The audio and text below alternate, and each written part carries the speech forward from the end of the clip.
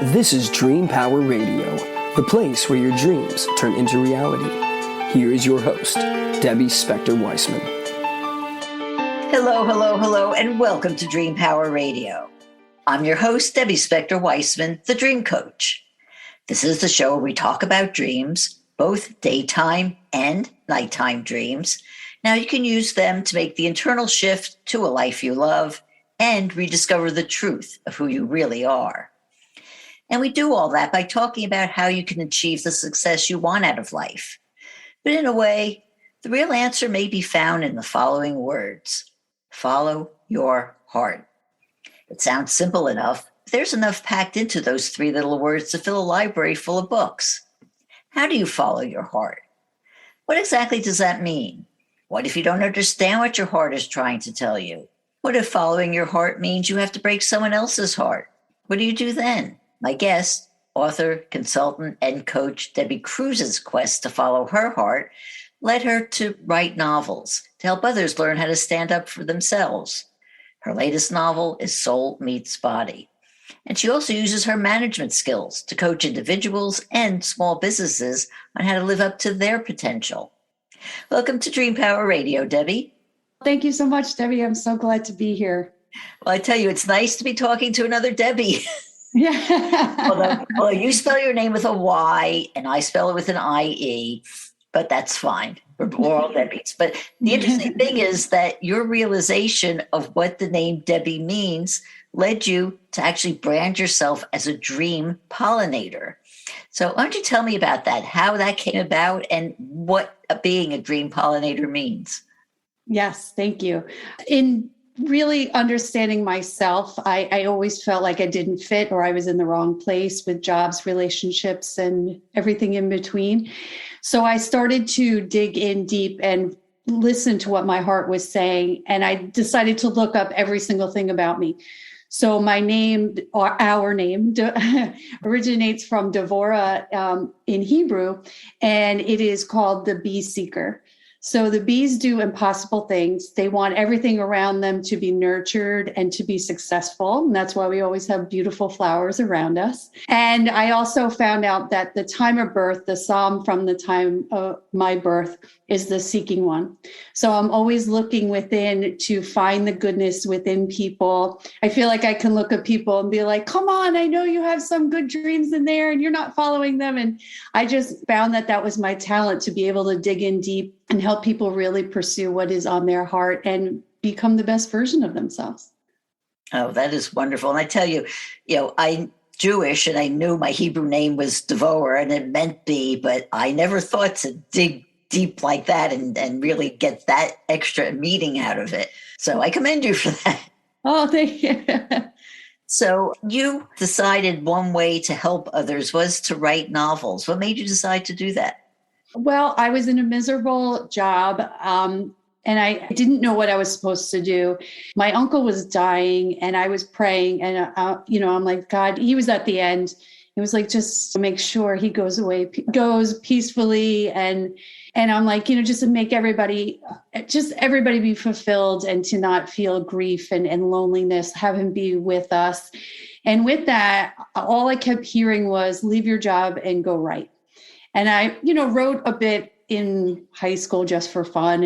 And I did some writing in my early 20s, but I didn't think it could ever become something. So that day I just heard the voice and I'm like, well, I keep hearing a voice to do something other than what I'm doing. And I keep ignoring it. And now I'm so miserable, I'm actually going to listen. So I did. I left my job. I wrote 3 novels in 9 months. And God's been taking care of me ever since. So I'm working on another novel now called Date with Kate. All my novels are just really wild, crazy journeys of our lives. And, when you're like, why is this happening to me? And how did I get here? How did you come into my life? All those questions, but just really learning that you're always guided and you're always protected and loved. And if you're always following your heart, you're going to find the joy and abundance in it. So is that basically the theme of the novels? Yes. They all have a wild, crazy story of their own, but the underlining theme that's always in there is to just follow your heart. Oh, that's wonderful. What did you learn about yourself from writing these novels? Oh, a lot.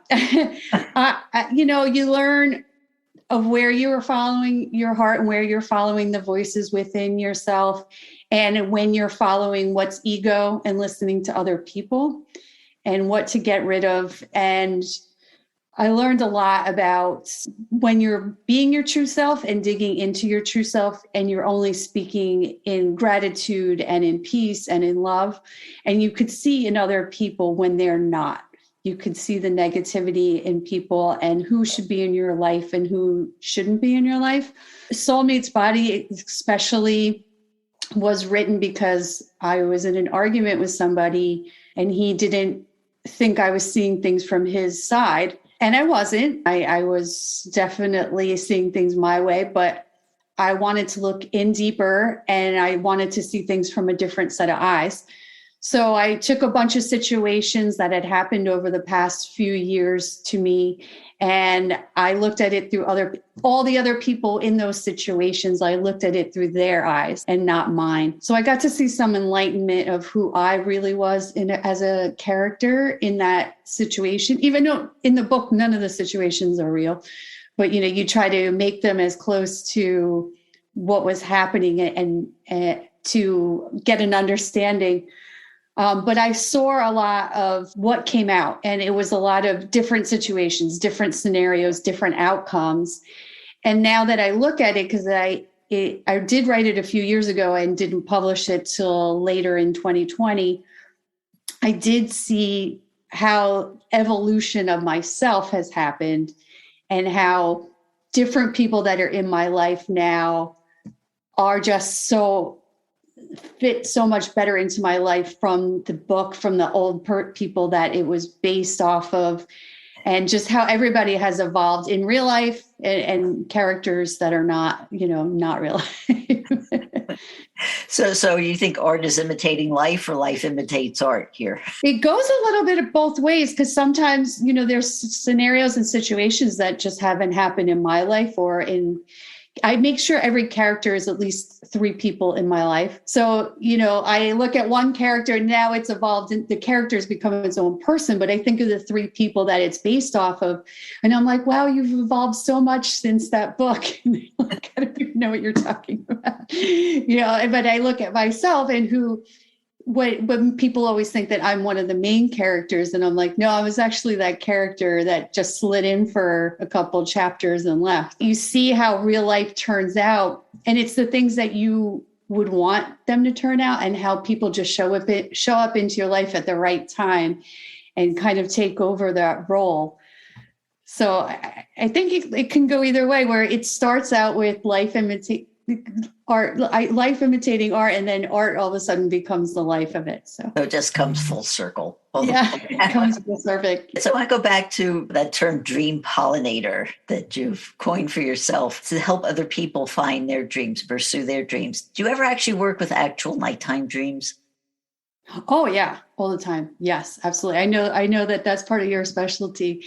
Yes, I definitely believe in, when you go to sleep, you're not always really asleep. I think there's a level of your body is personally resting, but there's a piece of you, a piece of energy that's sort of either living in a different realm or playing out future or playing out past or trying to figure some things out. I see definitely evolutions in my dreams and look at all the symbolisms that happen.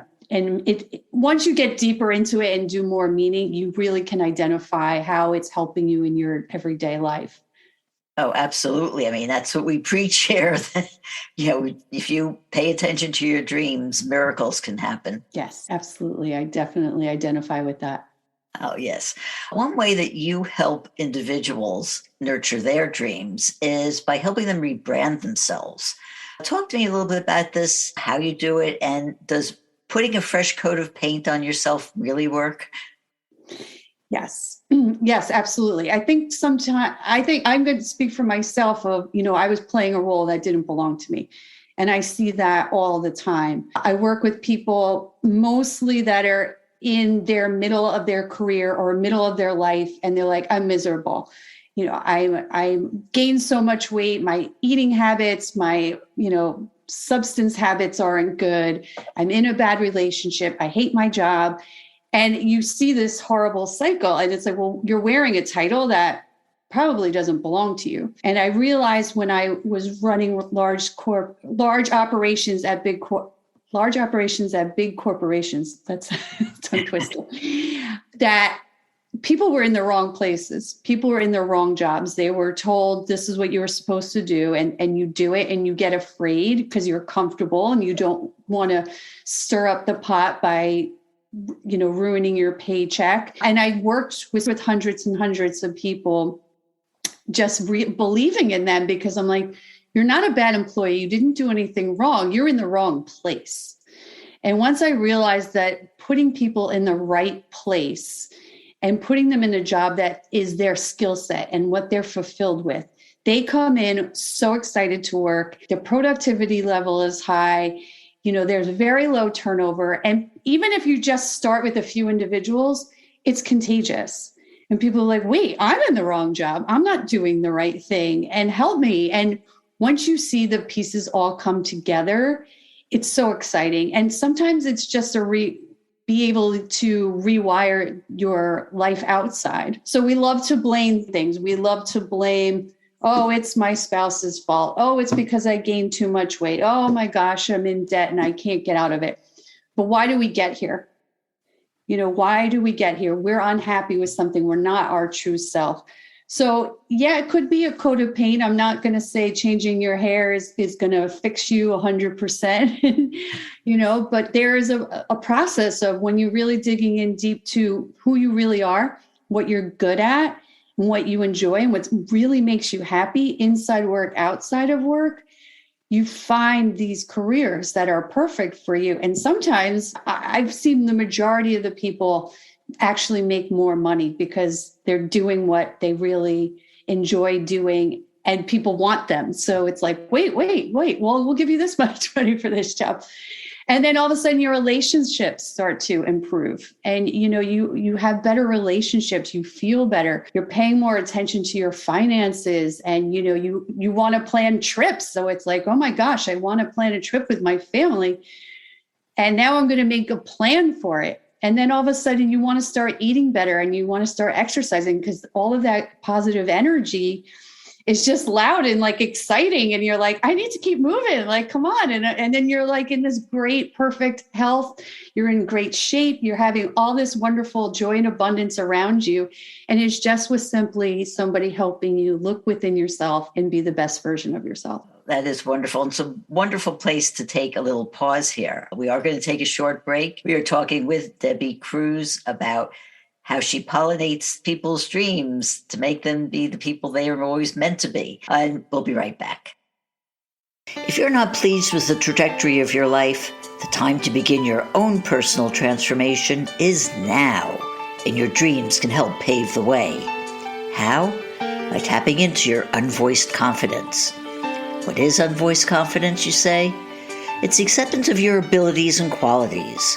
It's a state of mind coming from liking and even loving yourself, and feeling free to say or do anything you want without concern for the judgment of others.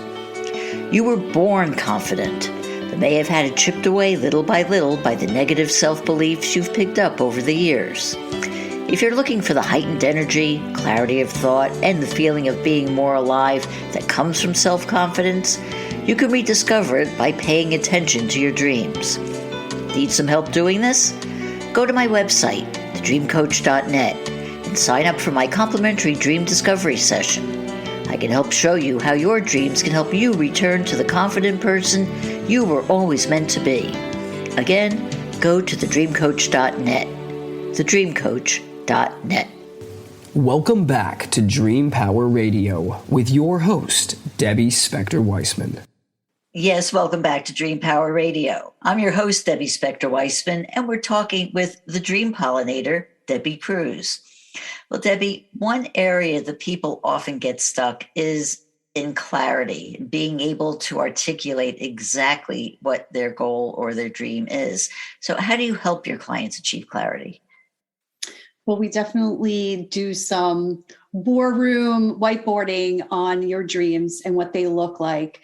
So we'll go through as many dreams as possible. I always think it's best to try to aim towards 100 dreams.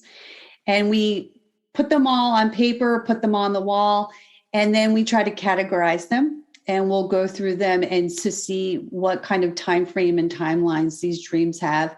And once you kind of look at all of them, you sort of look at, well, you know what, I really want this dream first before this dream, or this seems really attainable and I really could use a few quick wins before I can really aim towards the big one. So we'll sort of focus on like a top 20 dream list and look at, what's quick hits and what are some dreams that are kind of long and need a lot of goal setting to get there. So it could be, I want to buy a house in Florida for the winter. Okay, great. But I don't have any money. All right. So we need to work on some financial goals to help you get there. So we'll set up a plan and we'll look at what a timeline looks like. We'll get you in front of some financial investors and maybe some banks for loans and see what that looks like. And sometimes you can get to that process and say, you know what, this is really not what I want.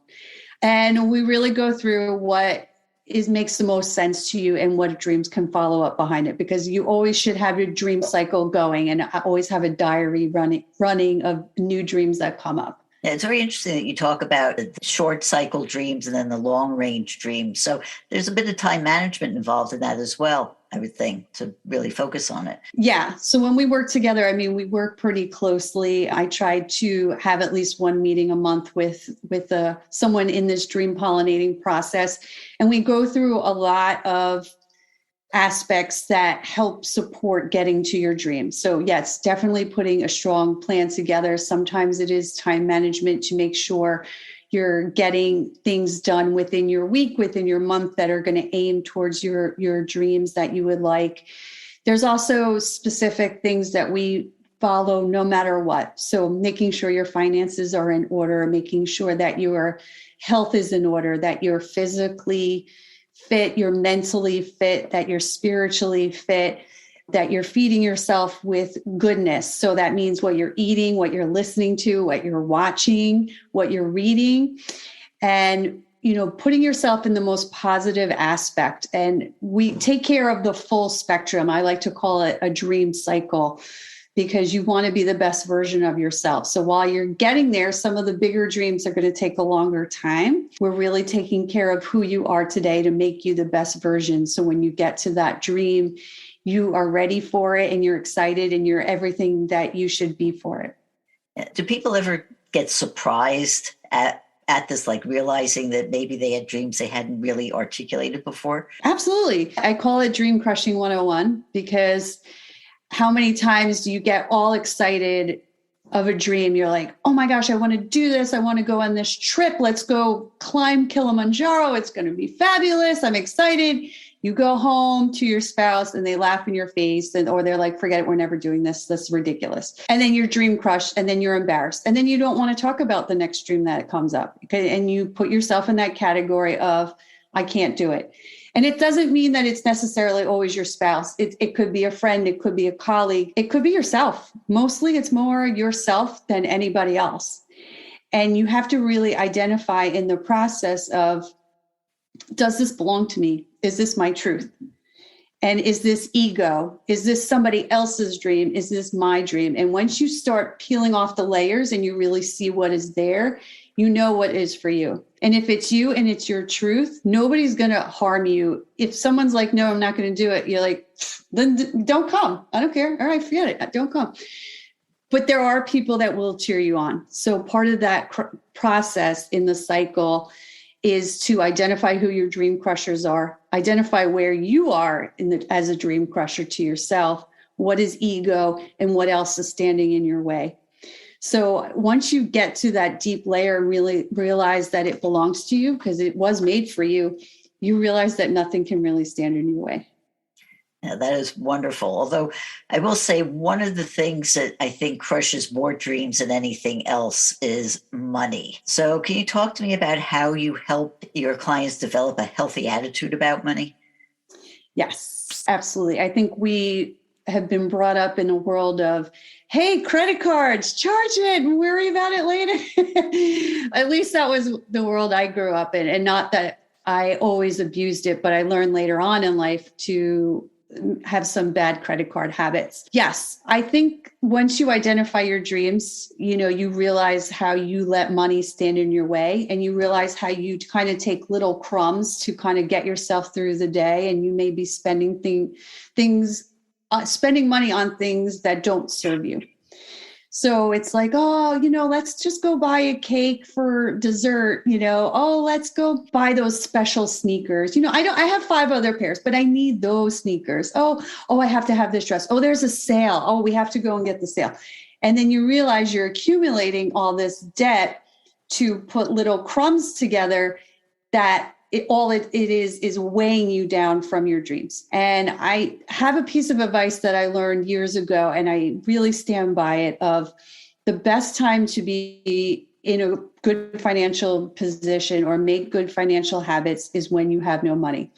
Because then you learn how to save money. You learn the value of what a dollar is. You realize what you really, really need and what you really don't need, and what is just serving your ego. And you are going to create the best habits when you most likely have no money, or you think you have no money, and the value of it and how to really use it to stretch a dollar. And once you learn how to save money and invest money wisely, you will never be in financial constraint again. So I definitely work on addressing that no matter what. I have so many contacts. I've made a million mistakes. I've worked with clients that have made a million mistakes. I've made really secure relationships with people that are in the financial industry that I trust and that I know are going to serve you for the better and not to serve themselves and take more of your money. And they're trusted programs. They may not be right for you, but I know that they are valued people. And at least it gets you in a conversation and you decide for yourself what works best. I work with debt consolidators. I work with financial advisors. I work with loan advisors. I work with banks. So all of these people I've made contacts with, and I can vouch for them. And so I have no problem showing that my clients who they are. And there's nothing, you're not obligated to do anything. They're just my contacts that I trust. And if you have your own, great. But a lot of people don't. If they're in that place, they don't have they don't know where to start. Yeah, so you're just actually another set of eyes for them to give them options that they might not be aware of. Right. When you go to Google something, you're most likely going to get a bank or just like somebody that's one avenue. I'm not here to be your financial advisor. I'm here for you to be knowledgeable of these are all a whole bunch of avenues that I've explored. And you need to look at all these avenues and find the path that is right for you, that feels right for you and makes sense for you. Well, Debbie, I always like to get some examples of, people who use your program in action. So can you give us maybe a success story of one of your clients? Yes, I actually had a gentleman that was in his mid-career. I would say he was in his later 50s. And he was talking about for at least 2 years, oh, I'm getting this promotion. They promised me this promotion. Oh, but this year they had financial trouble and budgeting issues, but it's going to be next year. And I know it's in next year. And he was so excited. And it was like, okay, this is great, awesome. And, we worked on a bunch of other things around that. And thankfully so, because that promotion came and went to somebody else. And he was crushed. And he's like, but that was my promotion. And I kind of already started spending the money. And now I'm crushed. And oh my gosh, look at how old I am. I'm never going to get another job. And it was like, well, let's hold on a little bit. Let's look at this. And we went through and reviewed what it was and what the promise was. And the promise was not a promise. It was a conversation. So first of all, you didn't have anything in writing. You had a conversation with somebody that made you feel good that you might have been eligible for it, but it wasn't a guarantee that you were. It was sort of a dragging along. So we went through that process and what that looked like for him. And, you kind of put some pitfalls in there, but it also was a place where we were able to empower him.